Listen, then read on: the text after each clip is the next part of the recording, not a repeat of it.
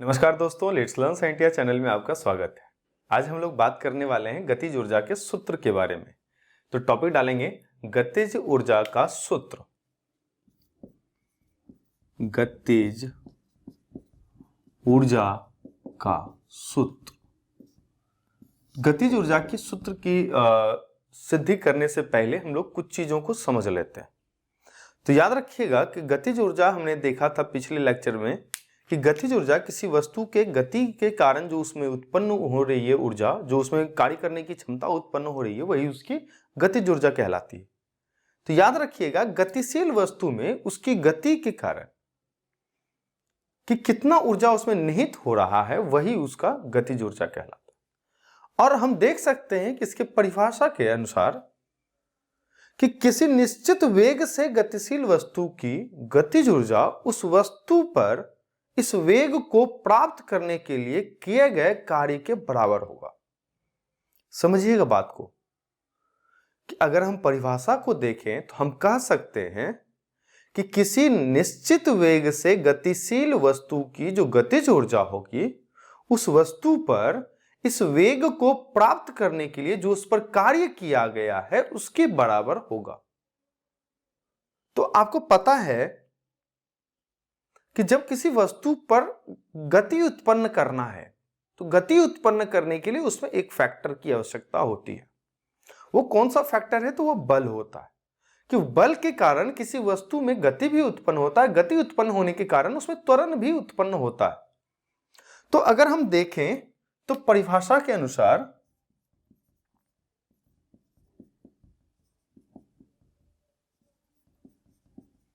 अनुसार अगर हम इसको समझने का कोशिश करें तो किसी निश्चित वेग से गतिशील कह सकते हैं, किसी निश्चित वेग से गतिशील वस्तु, जब कोई निश्चित वेग से गतिशील वस्तु है, उसका जो गतिज ऊर्जा है, इसकी जो गतिशील वस्तु की गतिज ऊर्जा, जो गतिज ऊर्जा है, वह गतिज ऊर्जा याद रखिएगा उस वस्तु पर जो वेग है उस वेग को प्राप्त करने में किए गए कार्य के बराबर होगा। मतलब इस वेग को, जो वेग है, इस वेग को प्राप्त करने में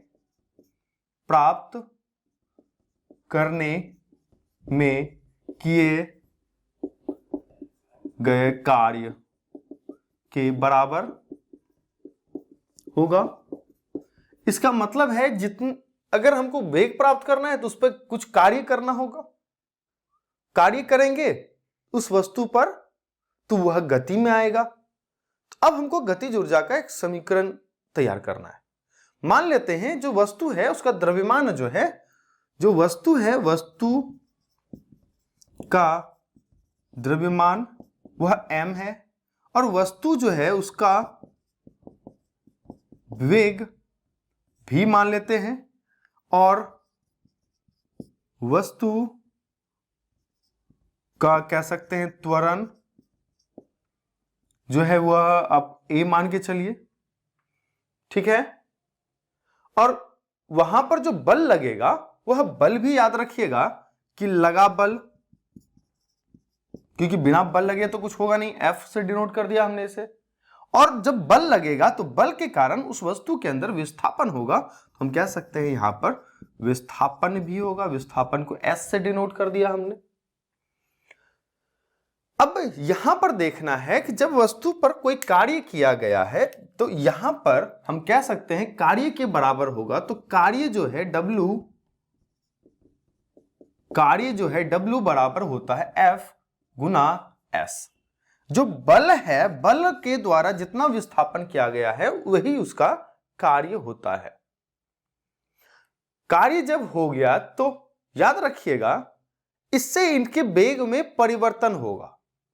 मतलब अभी अगर हम इस पर कोई कार्य करते हैं, अभी अगर इसको धकेलते हैं, इसको धकेला मैंने, तो अभी तो ये विरामावस्था में, जब हम इस पर कार्य करना शुरू करेंगे और इसमें विस्थापन होगा तो इसके वेग में भी परिवर्तन होगा।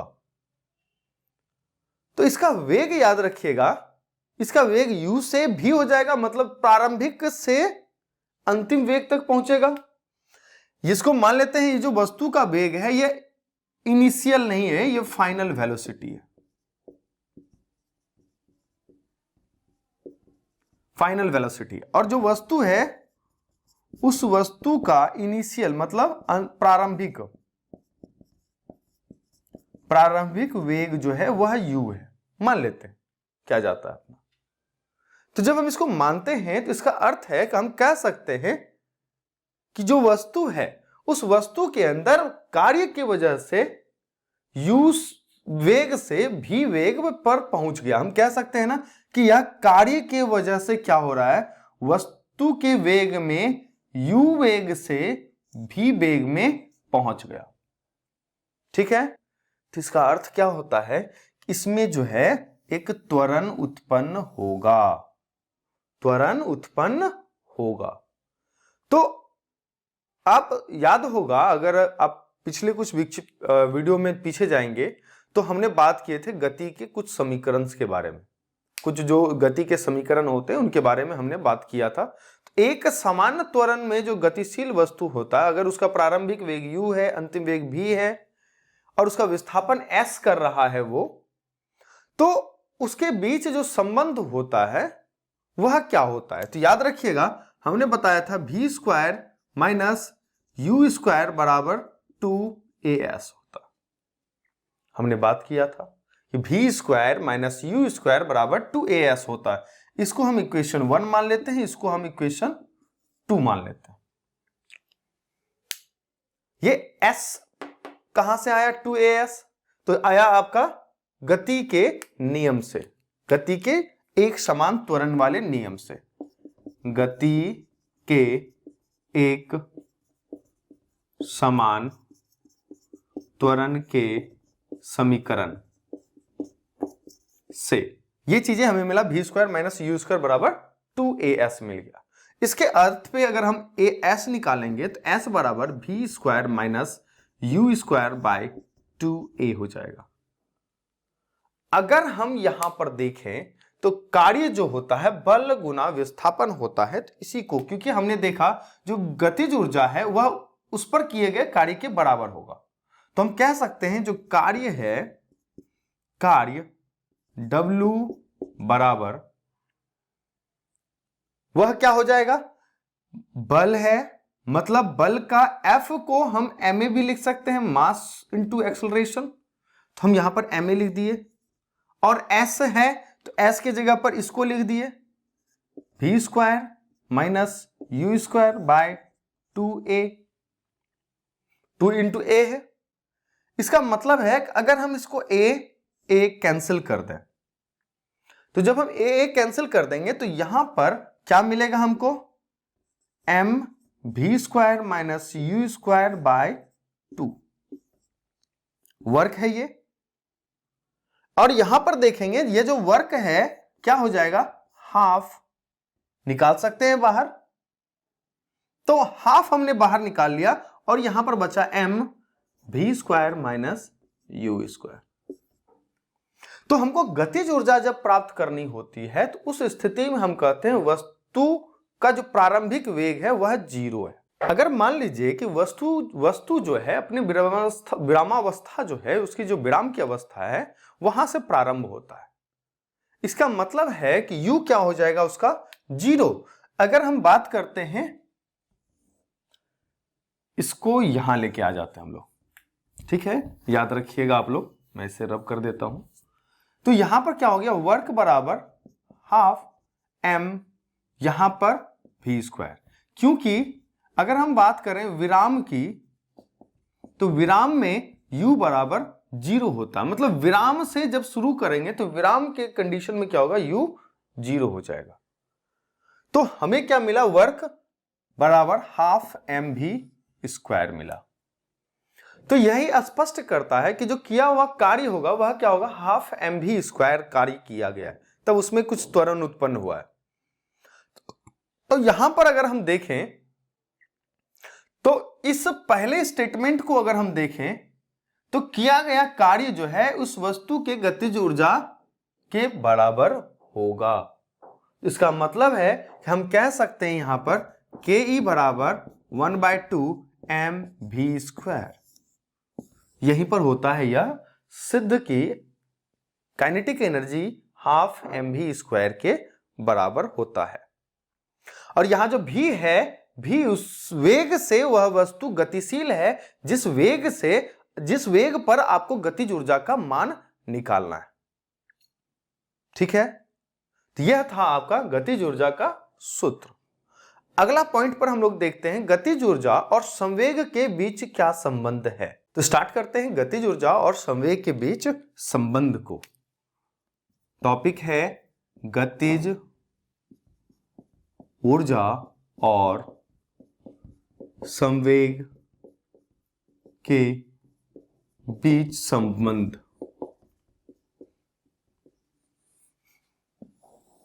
गतिज ऊर्जा और संवेग के बीच क्या संबंध है, इसको हमें समझना है।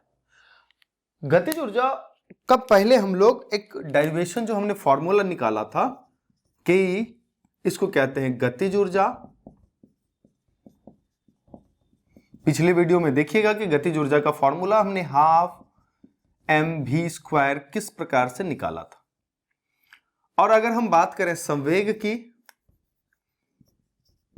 संवेग जिसको मोमेंटम कहते हैं, इसको p से डिनोट किया जाता है। p बराबर होता है आपका m और v, द्रव्यमान गुना वेग होता है। चलिए इसका भी आप देख सकते हैं, यह भी हमने पहले ही डिस्कस कर लिया है कि ये संवेग बराबर mv कहां से आ रहा है। ठीक है, तो सबसे पहले हमें समझना है कि जो काइनेटिक एनर्जी है और जो संवेग है, इसके अंदर क्या क्या चीजें आपको मिल जाती। तो समझिएगा कि यहां पर देखिए कि m जो है वह वस्तु का द्रव्यमान है और v जो है वस्तु का वेग है, अंतिम वेग। p जो है वह संवेग है, मोमेंटम है, और ke जो है वह आपका काइनेटिक एनर्जी है, मतलब गतिज ऊर्जा है। अभी हम क्या करते हैं, यह जो गतिज ऊर्जा है ke जो है, इस ke को इक्वेट करते हैं। ke बराबर हाफ mv² करते हैं। अब यहां पर एक टर्म यूज करना है आपको कि जो द्रव्यमान है, द्रव्यमान को ऊपर एंड नीचे, हम इसको इस तरह से भी लिख सकते हैं mv²/2, इस तरह से भी लिख सकते हैं, तब भी ये गलत नहीं होगा। और अगर हम कहते हैं कि हम ऊपर और नीचे, अंश और हर में m से जो द्रव्यमान है उससे मल्टीप्लाई कर देते हैं, तो पता है कि जब सेम टर्म से ऊपर और नीचे मल्टीप्लाई करते हैं तो उसका मान 1 होता है और वो कोई भी चेंजेस डिनोट नहीं करता। तो हम क्या करते हैं कि अंश और हर में m से गुना करने पर क्या होगा, mv² 2mm। तो यहां पर देखेंगे जो mv² है, तो इसको हम कह सकते हैं m²v²/2m। m²v² को हम ये भी कह सकते हैं mv का स्क्वायर बटे 2m। तो हम काइनेटिक एनर्जी बराबर कह सकते हैं mv² होता है बटे 2m होता है। सिंपल है। और अगर कहता है कि हम देखें तो ये जो समीकरण मिला हमें, यह जो समीकरण मिला ke बराबर mv² बटे 2m जो मिला, इस समीकरण से स्पष्ट है कि अगर संवेग दोगुना कर दिया जाए तो गतिज ऊर्जा 4 गुनी हो जाए। क्योंकि अगर हम यहां पर देखें ke बराबर mv जो लिखा है हमने, वह mv किसके बराबर है, वह संवेग के बराबर है ना। तो अगर हम ke बराबर mv के जगह पर p² लिख दे बटे 2m लिख दें, तो यहां पर साफ निकलता है अगर हम इस संवेग को दोगुना कर दें तो काइनेटिक एनर्जी 4 गुनी हो जाएगी, और अगर संवेग को 3 गुना कर दिया जाए तो काइनेटिक एनर्जी 9 गुना हो जाएगी। ठीक है, और हम इसको और सिंपलीफाई कर सकते हैं कि जो अगर आपको यहां से निकालना पड़े, अगर किसी वस्तु का काइनेटिक एनर्जी दिया है और उसका आपको संवेग मोमेंटम निकालना है, तो आप कैसे करेंगे। ये तो हो गया कि काइनेटिक एनर्जी, अगर संवेग दिया हुआ है तो काइनेटिक एनर्जी किस तरह से निकलेगा।